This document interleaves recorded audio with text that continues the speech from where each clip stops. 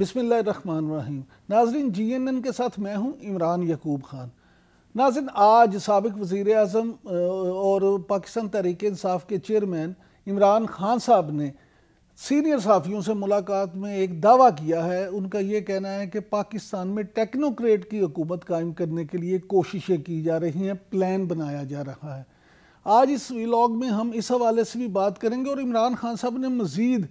کیا انکشافات کیے ہیں، انہوں نے صحافیوں سے اور کیا باتیں کی ہیں، ان ساری چیزوں کو تو ضرور ڈسکس کریں گے، لیکن اس کے ساتھ ہم یہ بات بھی ضرور ڈسکس کریں گے کہ کیا واقعی ملک میں معاشی صورتحال بہتر ہو گئی ہے، کیونکہ وفاقی وزیر خزانہ اسحاق ڈار صاحب نے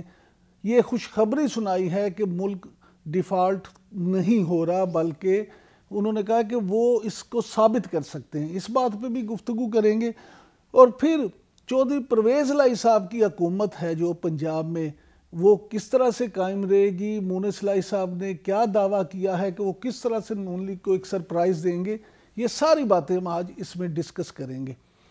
ناظرین، سب سے پہلے بات کر لیتے ہیں عمران خان صاحب کی سینئر صحافیوں سے ملاقات کی۔ اس ملاقات میں عمران خان صاحب نے کافی باتیں کی،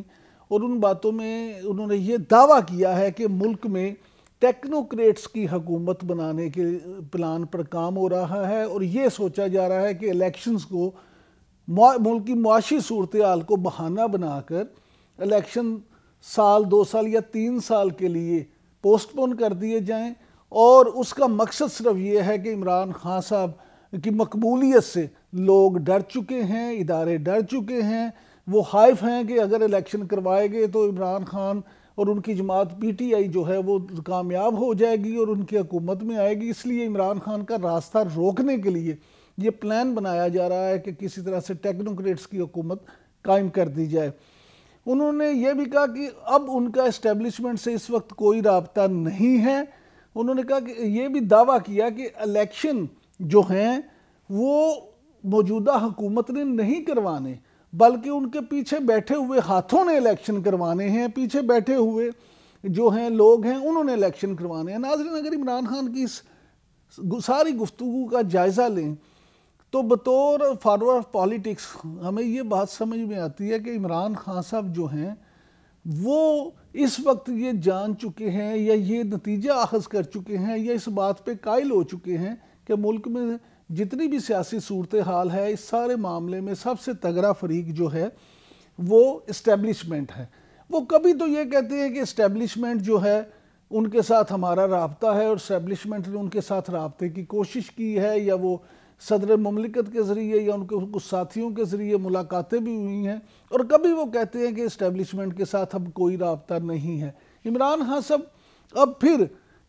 جو ان کے ناقدین ہیں ان کا یہ کہنا ہے کہ اصل میں عمران خان صاحب یہ چاہتے ہیں، یہ بار بار اس طرح کی باتیں اس لیے کرتے ہیں کہ اسٹیبلشمنٹ جو ہے وہ دوبارہ اس بات پہ سوچنے پہ مجبور ہو جائے کہ عمران خان صاحب کو دوبارہ ان پہ اعتماد کا اظہار کیا جائے اور دوبارہ ان کو اپنی چھتری کے نیچے لے لیا جائے۔ لیکن اس کے ساتھ ساتھ آپ یہ دیکھیں تو جاوید چودھری صاحب نے جو اپنا کالم لکھا تھا اس میں انہوں نے اپنی اور جنرل قمر جاوید باجوہ، جی ہاں، سابق army chief general Qamar Javed Bajwa صاحب کے ساتھ ہونے والی 6 گھنٹے کی جو خصوصی میٹنگ ہے، اس 6 گھنٹے کی میٹنگ کا احوال بیان کیا تھا۔ اس کالم میں انہوں نے اس بات کا بھی ذکر کیا کہ جنرل قمر جاوید باجوہ جو ہیں عمران خان صاحب کے رویے سے خاصے شاکی ہیں، انہیں دکھ ہے کہ انہوں نے جتنے عمران خان صاحب کے اوپر احسانات کیے، ان کے ساتھ جتنی نیکیاں کی، اس کے بدلے میں عمران خان صاحب نے کوئی اچھا سلوک نہیں کیا اور ان کے بارے میں کوئی اچھی گفتگو نہیں کی۔ اس کے علاوہ جو ہے اگر ان ساری چیزوں کا ہم جائزہ لیں تو ناظرین ایک بات ضرور سمجھ میں آتی ہے کہ موجودہ جو آرمی چیف ہیں جنرل عاصم منیر صاحب، وہ جو ہیں اور اسٹیبلشمنٹ کبھی بھی اپنے ایکس آرمی چیف کو تنہا نہیں چھوڑے گی، اس کو کبھی بھی ڈس اون نہیں کرتے۔ اگر ہم جنرل مشرف کا معاملہ دیکھیں تو آپ کو یاد ہوگا کہ جب ان پہ بھی مقدمہ ہوا تو کس طرح سے ان کو اس مقدمے سے نکال کے تو باہر بھجوا دیا گیا، لیکن ان کو عدالت میں پیش نہیں ہونے دیا گیا۔ اسی طرح سے کوئی بھی آرمی چیف ہو، سابق آرمی چیف، اس کو کبھی بھی ادارہ ڈس آن نہیں کرتا۔ اور نئے جو اس وقت سرونگ لوگ ہیں ان کے ذہن میں ایک اور بھی بات ہے کہ اگر عمران خان صاحب اپنے محسنوں کے ساتھ یہ سلوک کر سکتے ہیں تو اس بات کی کیا گارنٹی ہے کہ وہ نئے لوگوں کے ساتھ اس طرح کی گفتگو نئے لوگوں کے بارے میں نہیں کریں گے۔ حالانکہ جاوید چودھری صاحب کے اسی کالم میں جنرل باجوہ صاحب نے یہ اس خواہش کا اور اس امید کا اظہار کیا ہے کہ اللہ کرے کہ عمران خان صاحب جو ہیں وہ موجودہ آرمی چیف جو ہیں ان کو بھی اس طرح سے تنقید کا نشانہ نہ بنائیں۔ لیکن ناظرین، عمران خان صاحب کو جاننے والے جو ہیں وہ یہ سمجھتے ہیں اور یہ کہتے ہیں، ان کا یہ ماننا ہے کہ عمران خان صاحب جو سوچ لیتے ہیں ان کو اس کام سے یا اس بات سے کوئی روک نہیں سکتا، روکا نہیں جا سکتا۔ وہ ایک ذہن بنا لیتے ہیں اور پھر وہ اپنا جو ذہن بنا لیں اس پہ اتنی گفتگو کرتے ہیں، اس طرح سے گفتگو کرتے ہیں، ہیمپرنگ کرتے ہیں کہ تاکہ لوگوں کو، دوسرے لوگوں کو بھی ان کے موقف پہ یقین آ جائے۔ وہ اس بیانیے کو اس طرح سے بلڈ کرتے ہیں کہ ان کے فالورز، ان کے ووٹرز، ان کے سپورٹرز اس کو سچ ماننا شروع کر دیتے ہیں۔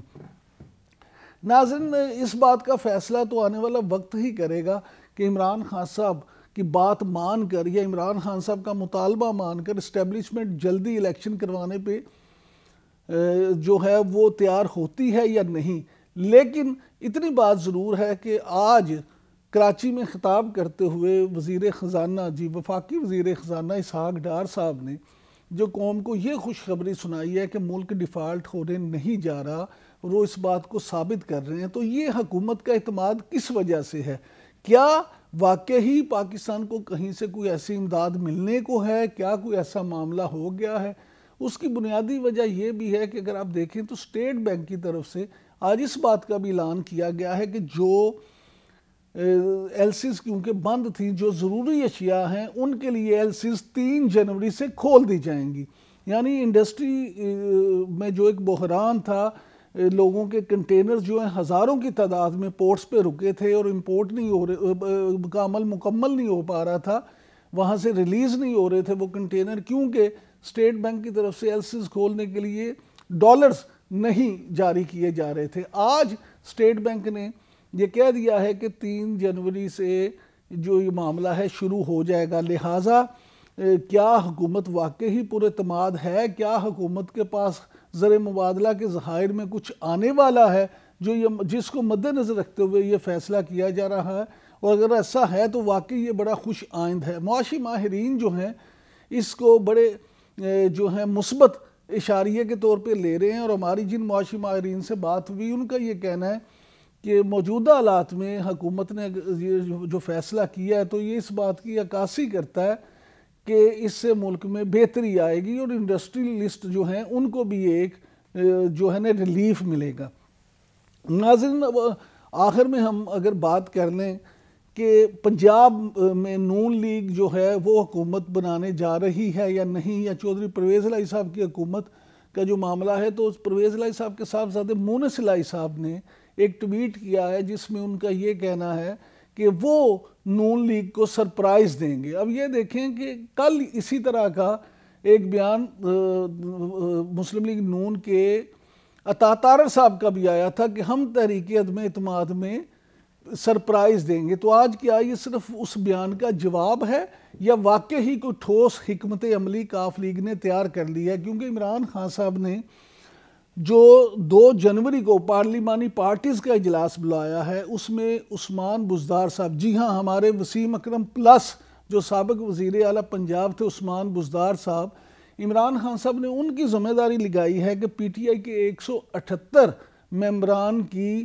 اس پارلیمانی میٹنگ میں شمولیت کو یقینی بنانا بزدار صاحب کے ذمہ لگایا گیا ہے۔ اسی طرح سے مونس الہی صاحب کے ذمہ یہ لگایا گیا ہے کہ وہ اپنے کاف لیگ کے 10 لوگوں کو وہاں پہ ان کی شمولیت یقینی بنائے۔ اب پی ٹی آئی اگر اس دن اپنے سب لوگوں کو اکٹھا کرنے میں کامیاب ہو جاتی ہے تو پھر یہ فیصلہ کیا جائے گا کہ اعتماد کا ووٹ کس دن لینا ہے۔ ناظرین، یہاں یہ بات بھی اہم ہے کہ اگر اس دن یہ لوگ پوری تعداد میں اکٹھے نہیں ہو پاتے تو پھر کیا اس اعتماد کے ووٹ کو لیٹ کیا جائے گا؟ کیونکہ واقفہ نحال کا یہ کہنا ہے کہ عمران خان اور ان کی جماعت پی ٹی آئی یہ چاہتی ہے کہ 2 تاریخ کو ہی اگر یہ لوگ ہو جائیں تو اسی وقت اعتماد کا ووٹ لینے کا کہہ دیا جائے، جبکہ پرویز الہی صاحب یہ سمجھتے ہیں کہ 11 تاریخ کے قریب جا کر اعتماد کا ووٹ لیا جائے۔ اب دیکھنا یہ ہے کہ یہ دونوں جماعتیں مل کے کیا فیصلہ کرتی ہیں اور مسلم لیگ نون اور پی ڈی ایم کی دیگر جماعتیں ان کے جواب میں کیا حکمت عملی اپناتے ہیں۔ بہت شکریہ، اللہ حافظ۔